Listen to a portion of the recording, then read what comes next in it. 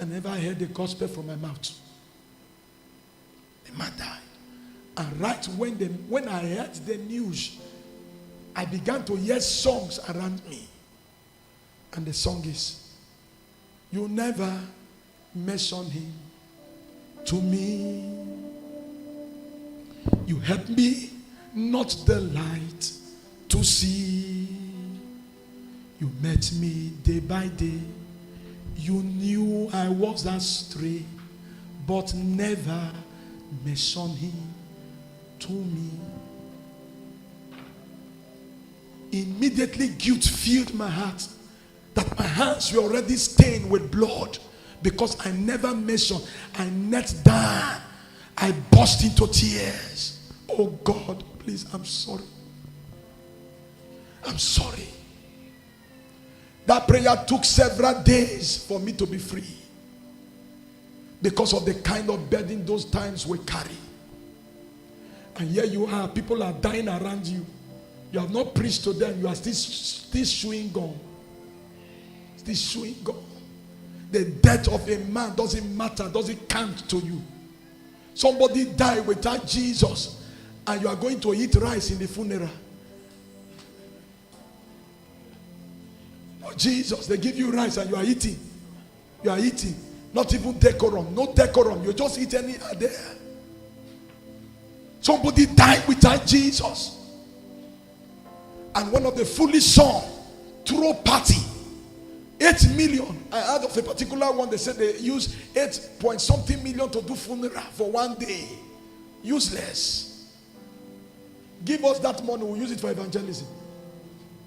And the souls that your father couldn't preach to, will preach to them and tell them. You never met. You are meeting these people every day. What are you doing about it? What are you doing about it? Your concern is always prosperity. Oh God, bless me. Oh God, give me money. Oh God, give me business. God will give you business, but after business, what next? What next? What is your life for? What is Jesus recommending you for? We have a burden. He said, and Judah said, the strength of the bearers of burden is decayed, and there is much rubbish, so that we are not able to build. I decree and I declare, every rubbish in our life that has made us incapable to build, God will flush those rubbish out of our lives. And one of those rubbish is your character. Character. I was somewhere, I won't call the name, and they told us people who bear this name, they have problem.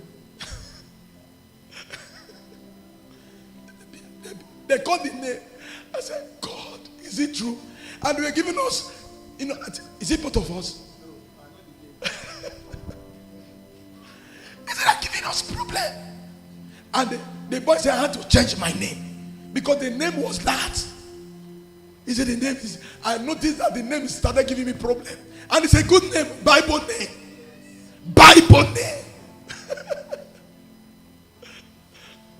Somebody say amen. Character. Don't tell me that's how you were born. That's why Jesus Christ came to transform you. Don't tell me this is my nature. That's why Jesus Christ came to give you his faith, so that you can live by his faith. Don't tell me that's how I behave. They are talking to you, you just walk away from people.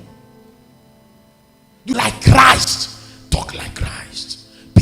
Their words are words of Christ. Their actions, actions of Christ. Their thoughts, thoughts of Christ. Their character, character of Christ. Their habit, habit of Christ. See, I interface with people almost every day. There is somebody in UK that tells me a problems, marital problem, and the husband is maltreating her. And I know by my spirit of discernment that this one can easily fall by me. I know it can easily fall by me, but I am determined never to do anything that will spoil my relationship with God with her. I'll tell her the truth. asked me the man's situation, the man's problem. Do you know when a man look at his wife, I say you are a fool. You don't get sense. You don't get sense. You dey think like monkey. He will rubbish this woman. This woman will be crying. And she will fall back to me. And I will say, go and tell your husband, you are sorry. He said, Pastor, that's why I don't like calling you. Because you will never tell me my husband is wrong. One time, the husband sent a useless test to her. I said, send her a test of love. He said, Pastor, I can never. I said, do it. Whether the man will reply you or not, do it. He had her phone and she was typing. The things was not coming. He came back and he said, Pastor, I cannot type it. If you like, you type and send for me. I said, no problem. I entered my phone. I test a wonderful love test. I sent to her. I said, send to your husband. She sent to the husband. The husband read it. I know he smiled, but never replied the wife. The wife came back to me and said, Pastor, I told you, this man, he does not appreciate anything. I am still building that family. Still building them. One time, the lady sent me a kind of test. That was the time I lost my phone when I was going to Enugu. We were chatting. She was telling me some things. So, at a particular time, they stole my phone. So, she keeps chatting. I wasn't responding. One day, 2 days, no response. My phone was gone. And so she wrote and said, don't you know I'll be missing you? And that was the day the husband saw the test. The husband texted me immediately. Leave my wife alone. All these pastors in Nigeria, fake pastors. He began to say things. So I replied and said, I am not that. So he highlighted that test and sent to me. Oh, and I said, oh. But honestly, I am not that.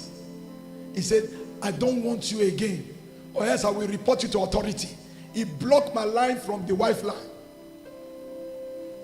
The wife got another line and shouted me again. Are you getting what I'm talking about? There is nothing that she passed through that she won't tell me. But I am committed because I want to keep a character that is clean, honest, pure. I'm not so everything. Pray.